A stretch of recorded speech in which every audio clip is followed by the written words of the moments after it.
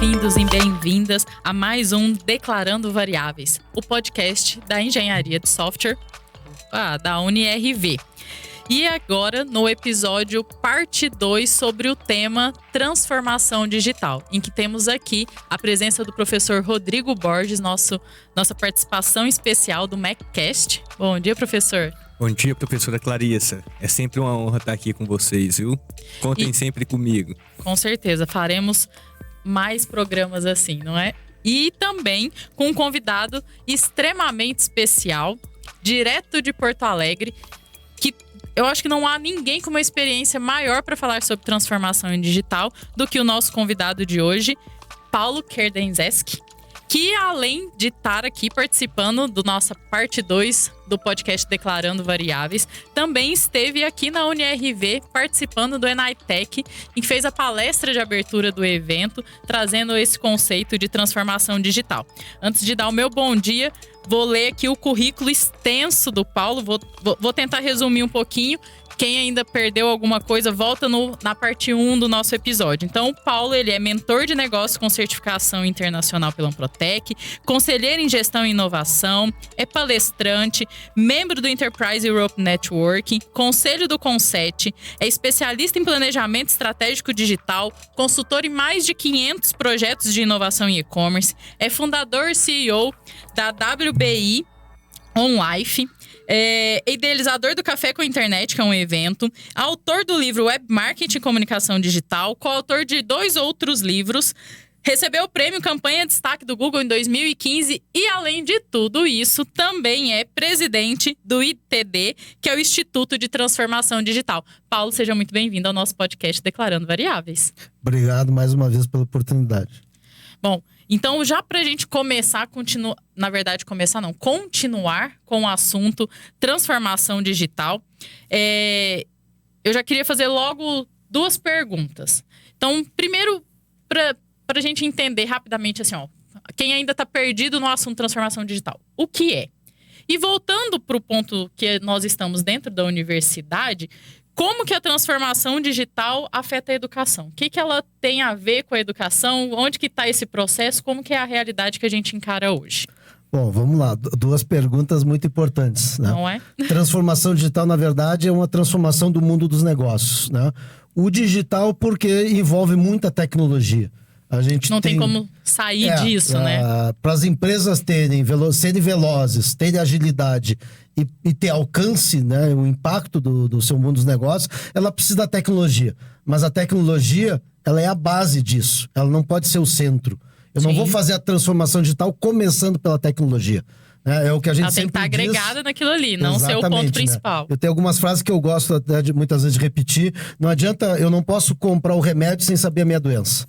Eu não posso contratar uma tecnologia sem saber o que eu vou fazer com ela. Né? E o que ela vai me ajudar, né? Exatamente. Ela não tem que ser a solução de tudo, ela tem que ser o apoio. Exatamente. E aí, indo para a segunda pergunta, né? A transformação digital, na verdade, ela começa por uma transformação cultural. E para fazer a transformação cultural, tô eu batendo de novo no microfone aqui. Faz parte, preocupa não, que eu também fiz isso. A gente precisa trazer a educação para o centro. Tá? Para nós, a transformação digital, que deveria ser a transformação dos negócios, ela começa pela educação, em todos os níveis, né? Quando eu falo de educação, eu não estou falando do conhecimento. Conhecimento, né? Não está relacionado a, então, eu preciso de profissionais formados. Não quer dizer só isso. Não, né? Porque hoje, a parte educacional no Brasil, o conteúdo, os cursos das universidades, né? Tive o prazer de conhecer bastante da UniRV, são fantásticos, né? Então, o problema não é o conteúdo. O problema é a aplicabilidade desse conteúdo, né? E como que eu absorvo o conteúdo, como eu desenvolvo isso na minha atividade na área educacional. Então, o que está acontecendo no mundo, e aí trazendo algumas experiências de Israel, que eu citei no episódio anterior, a própria China, que tem um investimento numa área de educação muito forte, por isso que ela forma tantas pessoas ao longo do tempo, a gente precisa transformar a educação. Para que a transformação digital ela aconteça de verdade, a gente precisa começar a transformar o modelo educacional, trazendo métodos ágeis, envolvendo o aluno na questão do dia a dia, né? Na visita ao campus, a gente viu vários laboratórios. O que é o laboratório? Nada mais é do que a prática. né? Botar a mão na massa. Botar a mão na massa. Aquilo que eu aprendo na sala de aula, que é o conhecimento, eu preciso transformar esse conhecimento na experiência, na aplicabilidade. E aí nos laboratórios. Mas e nos cursos que não tem esse laboratório? Como é que eu faço? Eu preciso seguir o mesmo modelo, né? Envolver o aluno na busca de soluções, trabalhar a parte prática. Então, quando a gente fala em transformação digital, a gente precisa fazer a transformação cultural a partir da educação. E essa transformação, ela parte de uma transformação cultural do aluno, do professor, todo mundo junto, da onde que a gente... aonde que começa e o que a gente poderia utilizar? Qual que seria o centro dessa transformação? Assim, qual que seria o momento... Qual seria a principal mudança que você acredita dessa visão que... Bom, a gente mantém... Você havia até falado antes, eu vou aqui me apropriar um pouquinho do que você falou, que a gente mantém um modelo educacional de 50 anos atrás, né? Então, a gente está replicando isso. Qual que você acredita que seria assim? Não, então agora parou isso, nova mentalidade, novo processo. Da onde que ele partiria? Tá, vamos lá. Eu sou uma pessoa de mercado, então existe a resposta prática, é a realidade, existe a ideal. O que é o ideal? Que todos esses atores andassem junto. Então, o educador, a universidade, o professor e o aluno partissem todos eles lado a lado para fazer isso funcionar. E a empresa e o mercado estaria junto? Tem que estar junto. Ela tem que vir para dentro da universidade, né? Ponto importante. Eu convidei algumas pessoas de outras empresas pro Eneatec. E eu vi muita resposta seguinte: mas o evento para aluno. Como se fosse um ambiente completamente fora daquela realidade que ele poderia participar. Então a empresa, ela olha a universidade, não, isso aí não é para nós, é para o aluno. Né? É muito iniciante, não é? É muito iniciante, né? Eu disse, não é. Então, esse é o centro, né? O que é o ideal? Todo mundo andar junto. A gente sabe, na realidade, que isso não acontece. Alguém tem que puxar isso, né? E como eu coloquei na apresentação, né? O que está deixando todo mundo de cabelo em pé? Todas as histórias de ações, né? As revoluções, as evoluções e agora a transformação digital, ela partiu de dentro das empresas para o mercado. As empresas decidiram que precisavam implementar programa de qualidade, as empresas decidiram que precisavam implementar um RP, só que a transformação está vindo pela mão do consumidor. Coisa que nunca aconteceu antes. Que nunca aconteceu na história da humanidade. Então é isso que está deixando todo mundo, né, de cabelo em pé. Então o ideal é todo mundo indo junto. A gente sabe que no dia a dia não acontece, é a realidade. Sim. Então o que a gente precisa fazer? Trabalhar quem são os principais influenciadores. E por incrível que pareça, hoje o principal influenciador é o próprio aluno. Então talvez seja ele o momento de tomar frente disso e propor essa alteração. Ao mesmo tempo, a gente tem que trazer o educador para isso. Senão ele não vai participar. Assim como a gente fala, né, que se eu não envolver o time, os processos nas empresas não vão andar, a mesma coisa do outro lado na área educacional. Então, o que a gente hoje propõe? Que se faça o mesmo trabalho que vai se propor para os alunos, primeiro com os professores, para eles sentirem na pele o que é estar do outro lado. E aí vou trazer uma história, né? Eu gosto muito de contar a história, que a gente fez no outro setor um trabalho com donos de empresas da área de mobilidade urbana. Donos de empresa de ônibus. A gente fez um evento onde a gente ia mostrar uma solução para eles que era pensada no usuário do transporte coletivo. O que a gente fez? A gente entregou para ele uma passagem que dava direito a ele para o evento e ele tinha que entrar numa recepção que a gente simulou o modelo de ele entrar dentro de um ônibus. O que aconteceu quando eles chegaram no local do evento? Todos, sem exceção, reclamaram do que eles tiveram que passar. E a gente disse, nada como sentir na pele a dor do usuário de ônibus todo dia. Que ele tem que entrar num ônibus apertado. Cliente, seu cliente. Né? Viu como é bom ser cliente? E eles perceberam o que a gente queria fazer. Então, como é que tu envolve hoje toda a comunidade? O trabalho que vai ser proposto para o aluno tem que ser feito com os professores. Para eles sentirem na pele, né? Sim. O que é aquilo que tu vai fazer. E aí, eles mesmos chegam às conclusões que a forma que talvez ele esteja ensinando não é atrativa, que o modelo que ele está usando, que tudo que envolve uma aula acontece. Eu estava falando, né? Eu assistindo a aula da minha filha, da minha neta hoje, é a mesma aula de 50 anos atrás. Professor 80% ditando matéria, o aluno tem que copiar e é cobrado por não ser veloz para copiar, mas a gente não está trabalhando conhecimento, né? Ele não está absorvendo conhecimento. Ele está copiando num caderno a matéria. Condicionando a uma repetição que não vai internalizar, e aí, né? não mobiliza, tu não incentiva, ele não participa. Então, hoje, o método o que a gente fala hoje no laboratório de transformação? É colocar as pessoas que vão fazer aquilo acontecer no centro, né? Porque senão a gente volta àquele modelo de verticalização, né? Alguém manda alguém fazer, alguém manda copiar, alguém manda fazer o trabalho, e aí tu não envolve a pessoa no principal, que é hoje uma das competências exigidas para o profissional do futuro, é a execução, né? Muita gente pensando, muita gente postando nas redes sociais, tem que mudar, mas quando a gente diz, vem para cá, bota a mão na massa, a gente fica... Exatamente, com as pessoas Paulo. teóricas. A mudança, ela é um processo, né? E ela muitas das vezes assusta e é trabalhosa. Então, tanto para o professor que já está habituado, quando a gente fala de educação, com aquele modelo tradicional, já tem sua aula preparada, já entra dentro de uma sala de aula só com um pincel e um apagador, não precisa nem da colinha dele ali para fazer. Então, mudar a mentalidade desse professor é difícil. Depois, mudar a forma com que o aluno vai trabalhar, porque ele já está acostumado a chegar do serviço cansado. Só engolir aquilo. Sentar numa cadeira de sala de aula e engolir o conteúdo ali, não absorver nada. Então, assim, é um processo muito difícil. Eu falo como professor, Sim. Eu tento às vezes aplicar essas metodologias ativas, estou tentando, é um processo que eu estou tentando fazer lentamente, inserindo em algumas aulas para não causar um susto muito grande nos alunos e nem em mim mesmo, porque às vezes a gente tem uma certa resistência de sair do tradicional, né, Clarice? Sim, a gente tá às vezes meio preso, né, nessa mentalidade. Quebrar isso é complicado. Na engenharia de software, nós temos alguns professores que atuam em comunidade, e eu acho que essa consciência de comunidade, que assim, para quem não conhece comunidade, o princípio dela é um ambiente em que pessoas que têm talvez um assunto ou vários assuntos em comum estão ali para compartilhar. Então, é uma ideia de criar uma rede de apoio, né? E nem sempre a gente consegue refletir essa rede de apoio para dentro da universidade, dentro das instituições de ensino de uma maneira geral, em qualquer nível. Mas, na verdade, era meio que isso que deveria acontecer, né? Ser uma rede de apoio em que o professor faz parte dessa comunidade, mas os alunos estão ali, como eles são o foco do conhecimento, né? Que precisam absorver ali o conhecimento. Que façam parte desse processo também. Não estejam ali só como receptores daquilo, né? Que eles pratiquem tudo aquilo que a gente está ali para compartilhar. Não, fantástico, né? Tu falou de comunidade, a gente traz dois elementos, né? Que é a rede centralizada. O que é a rede centralizada? Professor no centro, os alunos recebendo. O que é uma rede descentralizada?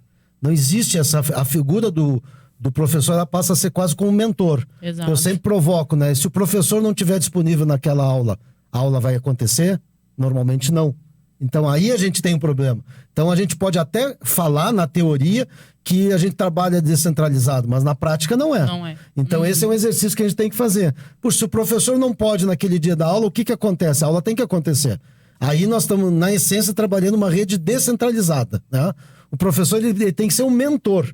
Ele não pode ser o condutor do processo de aprendizado. Bem, porque senão o processo está todo na mão dele, né? Qualquer decisão, qualquer tomada de decisão parte dele. E os outros estão ali só absorvendo. E a gente volta exercendo. E a gente volta no modelo educacional de 50 anos atrás. Com certeza. As ferramentas modernas, elas estão mascarando o processo. Tá? Há 50 anos existia o quadro negro e o giz para dar aula. A gente tem uma nova tecnologia, né? Que faz a mesma coisa. Mas o método é o mesmo, então a gente tem que trabalhar no processo. Então esse é o segundo elemento da transformação digital. O primeiro é a experiência do consumidor, é a influência do consumidor fazendo as empresas se transformar. O segundo é o processo. Eu preciso mudar o processo todo, né? E nós estamos falando de educação, eu preciso mudar o processo. A ferramenta, ela está de alta tecnologia hoje dentro das instituições de ensino. Mas se o processo continua o mesmo, centralizado no professor, eu continuo tendo problema. Eu não vou ter alunos pensantes. Que a maior carência do mundo moderno não é pessoas que entendam tecnologia. É pessoas que entendam de execução e de pensamento. Como que eu executo aquilo? Eu vou olhar no manual? A minha geração é de manual. compra o equipamento e eu pego o manual para ler. A geração nova já vai mexendo. Então a gente tem que estimular isso no jovem, né? E eu acredito que as ferramentas que hoje a gente tem disponível, elas precisam servir de apoio, né? E não ser o papel principal, não, mas eu sou inovador como professor, como professora, porque eu tô ali utilizando essas tecnologias. Eu uso e abuso de todas essas tecnologias. Perfeito. Mas se eu não mudo o processo, eu continuo fazendo a mesma coisa, né? Bom, então vamos encerrar por aqui mais uma vez o nosso assunto, mas voltamos em breve para continuar falando de transformação digital com o Paulo e com o professor Rodrigo. Até daqui a pouco. Obrigada por estar aqui no podcast Declarando Variáveis.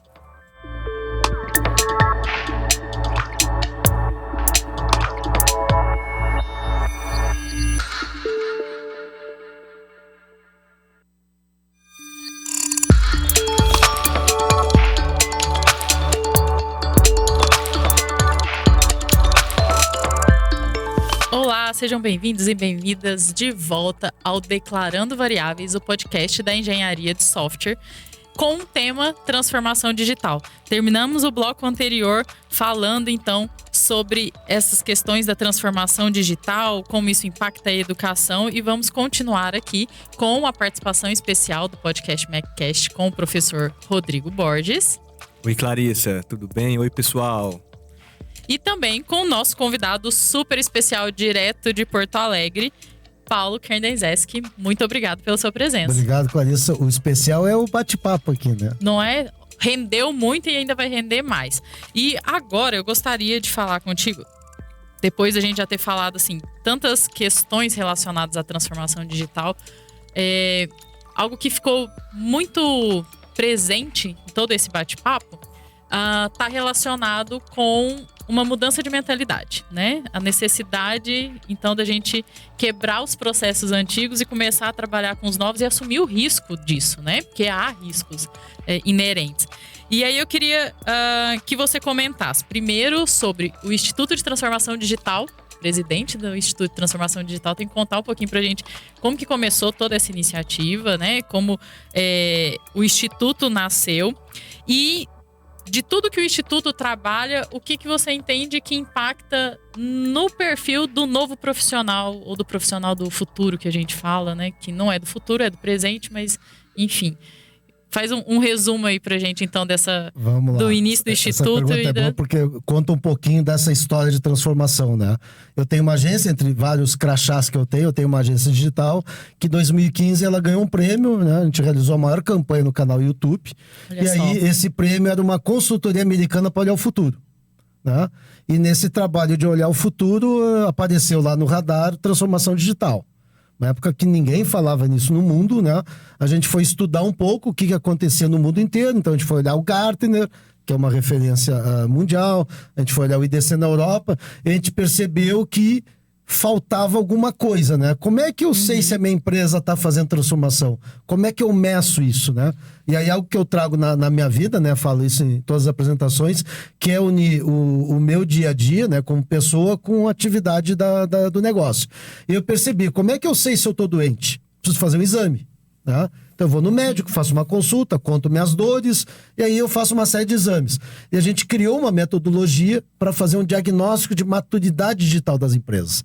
Então o Instituto da Transformação Digital nasceu a partir de um grupo de estudo de 3 pessoas que disseram o seguinte, vamos estudar o que acontece no mundo. E aí, né, eu percebi, né, pessoalmente que aquilo é o que eu queria fazer. Né, ajudar as empresas a fazer a sua transformação. Virou a chave, então, nesse momento. Né? Então, lá a agência seguiu a vida dela, né, normal, né, e eu comecei a cuidar mais das ações do Instituto. E a gente foi reunindo pessoas, então a gente se posiciona no mercado como um ecossistema de pessoas, cada um com a sua especialidade, com o seu conhecimento, sua experiência de vida de negócios, que se unem em torno de um time para atender um determinado projeto. Então a gente tem um DNA na área de educação, porque a gente entendeu desde o início que iria faltar mão de obra, né? O que hoje todo mundo fala, de que falta programador. Para nós o dado mais impactante é que falta 1,5 milhão de pessoas com capacidade empreendedora. Ou seja, pessoas que pensam, que pode chegar numa empresa e dizer, não, vamos mudar o processo, vamos evoluir. Né? As empresas precisam, algumas delas, adaptar o seu processo, outras evoluir, porque elas já estavam fazendo esse processo, e outras têm que transformar totalmente o seu modelo. Acabar um e começar de novo. É o que chama motor 1 e motor 0. Motor 1 é a empresa funcionando. Né? É quem paga as contas, que faz o negócio girar. O que é o motor 2? É um novo modelo para aquela empresa. E aí, trazendo para o lado, né, da questão cultural, o quanto o empresário está disposto a sacrificar o seu motor 1, que a gente sabe muitas vezes que não tem mais futuro. Né? No evento a gente fez aquela dinâmica, né? Eu mostrei uma videolocadora, uma capa de revista Pequenas Empresas, Grandes Negócios, onde dizia que uma videolocadora é um negócio de muito futuro. E eu perguntei, quem quer ser meu sócio numa videolocadora? Tivemos duas pessoas que levantaram o braço, mas depois eu fui conversar com eles para entender por que eles levantaram. Porque a maioria entendeu que videolocadora não é um negócio de futuro. Mas o que é uma Netflix, uma Amazon Prime? O negócio é uma locadora mesmo. Um pouco diferente. É entretenimento. O processo é... Eu pegava uma fita, né? Não vou falar de VHS, mas eu pegava um DVD na locadora e hoje eu aperto um botão e tenho streaming, né? Em qualquer canal, no celular, na TV. Então, o que a gente está discutindo é exatamente isso. É uma mudança cultural. São as pessoas que vão fazer isso, né? E aí a gente estava discutindo nos bastidores. Todo mundo é inovador, todo mundo fala, porque tá na moda dizer que é inovador. E é quase vergonhoso falar, nossa, eu não sou inovador. A gente fez um evento que a gente perguntou, de 0 a 10, quanto você é inovador? 99 colocaram que são 9 e 1 colocou que é conservador. As pessoas ficaram se olhando para descobrir quem na plateia se colocou como conservador. Né? Então foi uma pessoa franca, diz assim, eu sou conservador e pronto, não é errado. Não, né? não é. A gente tem um processo de evolução. Tem que reconhecer, e isso é bom. Então, ao mesmo tempo que todo mundo diz que é inovador, a gente questiona o quanto está disposto a assumir o risco. Aí que é o problema, né? Aí que é o problema. Porque a maioria vai falar que não. Aí o risco é alto demais. O risco é alto, não. Eu quero inovar, mas eu não quero assumir risco. Isso não existe. Não tem como. Não existe. E é um princípio básico do empreendedorismo isso, né? O risco está inerente a se tornar empreendedor. Ele começa o negócio arriscando. Ele arrisca tudo, né? Ele vende o carro, hipoteca a casa, ele pede dinheiro para os amigos para investir no negócio. E aí depois, à medida que aquele negócio vai crescendo, que a empresa vai ficando verticalizada, ele passa a não assumir mais risco. Então até o vídeo que a gente mostrou, né, da menina que entra no prédio, que o nome dela é Mudança, e o empresário que está lá com uma história de vida construída e ele não quer mais inovar, ele quer sobreviver. Inclusive o nome do vídeo é cérebro reptiliano, porque é o nosso instinto natural de sobrevivência, só né? Manter isso. Então é muito isso, é uma questão cultural. Não se faz inovação e transformação digital, que para nós são sinônimos, por memorando interno. Não dá. Determinei que a partir do dia 1º de dezembro a minha empresa vai inovar. Não, a gente tem que criar uma cultura de inovação. É um processo de aprendizado também, que todos nós vamos fazer, não importa o estágio que a gente esteja. Então, o nosso desafio como instituto é fazer muito mais uma transformação cultural na mente das pessoas do que trazer a tecnologia. Tecnologia é uma commodity, né? Ela está aí disponível, graças a Deus, hoje para todo tipo de negócio, né? Então, a gente precisa primeiro fazer uma transformação cultural. Mudar a mente para a gente se preparar. Eu uso como exemplo a corrida, né? Eu tive que fazer caminhada e exercício. E aí, como todo marinha de primeira viagem, a primeira coisa que eu fiz é o quê? Comprar uma balança. Né? Fiz a caminhada de 30 minutos, subi na balança e vi que não aconteceu nada. Ver o resultado. Não é bem assim. 30 dias depois eu estava quase destruindo a balança porque ela estava estragada, porque ela não acontecia nada. Então eu tive que mentalmente me preparar para o que eu precisava fazer para depois ter execução. E é isso dia a dia dentro das empresas, né? E aí mudar somente o processo dentro da empresa não vai fazer transformação digital, né? Talvez aí é um ponto de vista também bem particular meu. Acredito que muitas empresas que se põem, mas nós estamos trabalhando com transformação digital, nós estamos reformulando todos os nossos processos, mas estão esquecendo que quem executa esse processo, quem faz parte desse processo são as pessoas, né? Precisa do processo de transformação dessas pessoas também, né? Tem que atingir todos os níveis dentro da empresa. Não adianta o funcionário querer inovar e o proprietário, ou o diretor, ou o chefe não está disposto. E vice-versa, né, Paulo? Exatamente. Se me perguntarem por que determinada empresa teve sucesso e outra não, são 2 fatores importantes nesse processo. É o envolvimento de todo mundo. Então hoje, por exemplo, o ITD, ele literalmente obriga os donos das empresas a participar de etapas do processo. Ele não pode dizer, não, isso aí é com a minha equipe. Ele tem que ter um entendimento. E para mim, as 2 palavrinhas mágicas que faz isso acontecer é ter humildade. A humildade de entender que eu construí o império, né? A empresa construiu lá, tem 50 anos de vida, mas ela tem que ser humildade que o mundo mudou. Se o consumidor mudou, o negócio dele vai mudar. Está sendo imposto de fora para dentro. Então ele tem que ter humildade. E a outra palavra é pertencimento. Né? Não se faz transformação por memorando, dizendo que a partir de agora a equipe tal tem que fazer isso. Tem que trazer as pessoas para dentro, né? A frase mais batida que eu conheço desde jovem é: tem que vestir a camiseta da empresa. Não, as pessoas não vão vestir a camiseta da empresa. Elas têm que ter a empresa como uma segunda pele. E isso só acontece como o quê? Com pertencimento. Eu pertenço àquela empresa, as tomadas de decisões, eu faço parte. Senão vai ter alguma pessoa que vai cruzar o braço e vai dizer: quem decidiu não sou eu, não sei se vai dar certo. E não me importo com isso. Não me importo, porque ele não participou. E o outro lado é a pessoa que é competente, é talentosa e ela fica inquieta. Por quê? Ela quer fazer... Ela quer ajudar, ela quer participar. E muitas das vezes é mal vista, né? E é mal vista, né? A pessoa que está sempre questionando, sempre cobrando. E aí vai criar uma pessoa insatisfeita que em algum momento ela vai embora. Então as empresas foram preparadas para premiar aquele que faz tudo que manda fazer e... não concordar, denegrir o cara que é o inquieto. Pô, mas aquele cara em toda reunião ele questiona, ele discute. Esse é o melhor funcionário, esse é o talento que a empresa tem que absorver. Mas como a gente disse, é uma mudança de entendimento dos líderes. Então quando a gente fala em transformação digital, se a gente não colocar os líderes no processo, não como decisor, mas no processo, a gente vai ter grandes problemas na transformação. Por isso que 70% dos projetos falham, por conta dessa situação toda que acontece. E aí, partindo dessas questões todas que a gente colocou sobre o processo e mudança de mentalidade, tem aí algumas características, um perfil que você conseguiria definir de quem é esse profissional, de quem é esse consumidor que o mercado está procurando? Que Sim. faz parte da transformação digital realmente. Existem já, a própria Unesco, o Fórum Mundial, o Fórum Econômico Mundial, já determinaram as habilidades do profissional do futuro. Eu sempre destaco 5, né, que eu considero as mais importantes. E aí vou começar pela terceira na ordem, que é a execução inovadora. Ou seja, aquela pessoa que tem uma capacidade de execução. Né? A gente tá cheio de pensador nas redes sociais, todo mundo nas redes sociais está mudando o mundo, a sustentabilidade está no centro das empresas, a gente olha no dia a dia, isso não acontece. Então a gente precisa de pessoas que executem, não só pensadores. Né?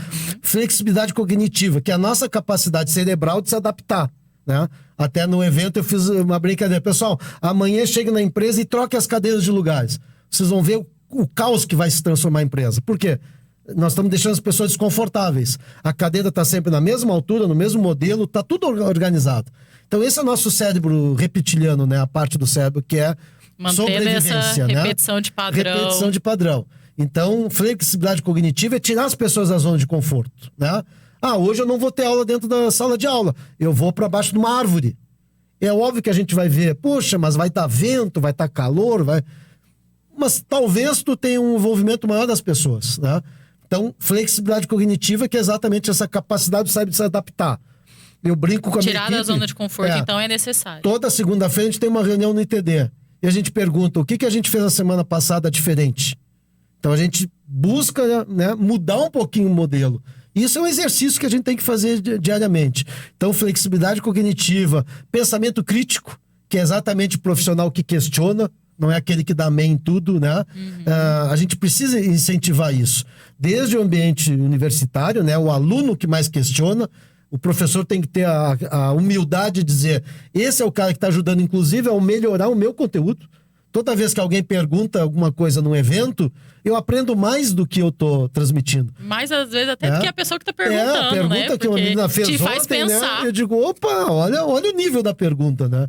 Então, isso. E comportamento humano. Todo mundo tem falado, inteligência emocional é a exigência do século.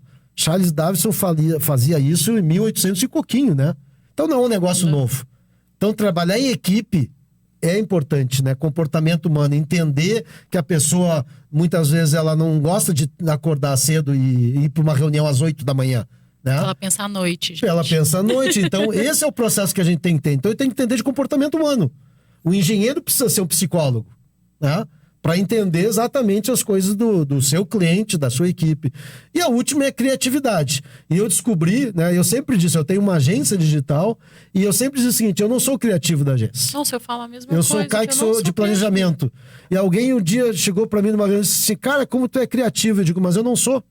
E aí eu descobri que criatividade tu aprende, tu desenvolve. Tu tem que praticar, né? E como é que a gente pratica? Saindo do comum. E aí eu vou dizer uma coisa que eu faço. Eu caminho e corro todos os dias, né? E aí todo mundo diz, Paulo, por que tu não faz academia? Porque é a mesma coisa todo dia, é a rotina. Por que tu não corre num centro, lá na pista? Porque eu vou correr na volta. Eu corro na rua, né? E aí no meu Instagram todo dia eu posto uma foto, eu faço literalmente o mesmo trajeto. Mas cada dia eu olho para um lado diferente. Um dia eu tô olhando pro lado dos prédios, outro dia eu tô olhando pro lago. Todo dia tem alguma coisa no meu caminho, né? Esse dia eu até postei uma foto do urubu no meio de uma trilha que eu tava fazendo. E fiquei perguntando, né? Aí perguntei as pessoas, o que tu faz? Tu segue em frente? Enfrenta o urubu que tá ali? Ou tu desvia? Então são coisas que a gente tem que praticar. A minha caminhada diária, 1h30, é o meu exercício de transformação da minha atividade do dia a dia. Porque eu faço uma coisa diferente cada dia, mesmo fazendo o mesmo exercício todo dia. Então, isso que a gente tem que levar para dentro das empresas hoje. Eu vou finalizar com uma pergunta bem rápida, fiquei bem curioso, Paulo.